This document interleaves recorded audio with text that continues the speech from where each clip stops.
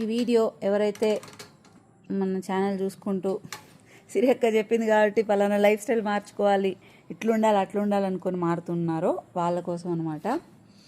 ఎప్పుడు కూడా అవతల నుంచి అప్రిషియేషన్ రాలేదనో, వ్యాలిడేషన్ రాలేదనో బాధపడద్దు, ఆలోచించద్దు. ఎప్పుడైతే మనం జోకర్లాగా కనిపిస్తామో, మన మీద ఎలాంటి ఎక్స్పెక్టేషన్స్ ఉండదో, ప్రెషర్ ఉండదు.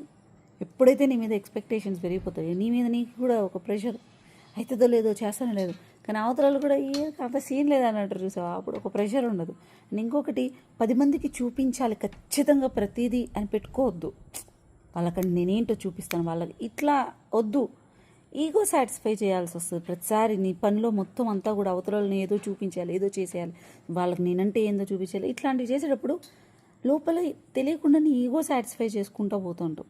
దానివల్ల ఎక్కడి వరకైనా పోతుంటాయి ఆ థాట్స్ కానీ, నీ పనులు కానీ. అవి ఇన్నర్, నువ్వు అంత బాగా ఎంత సాధించినా కూడా ఇన్నర్గా ఒక సాటిస్ఫాక్షన్ ఉండదు.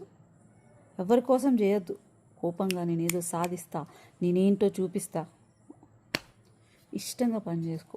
అవతల వ్యాలిడేషన్ కోరుకోవద్దు. అసలు నువ్వంటే ఏందో తోపు తురుమని చూపించాలని అనుకోవద్దు.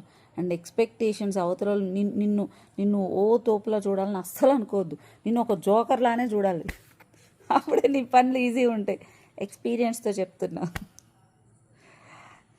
అట్లా ఉన్నంత వరకే బాగుంటుంది అబ్బా. నీ మీద ఎప్పుడైతే ఎక్స్పెక్టేషన్స్ పెరిగిపోతాయో నువ్వే భయపడతావు.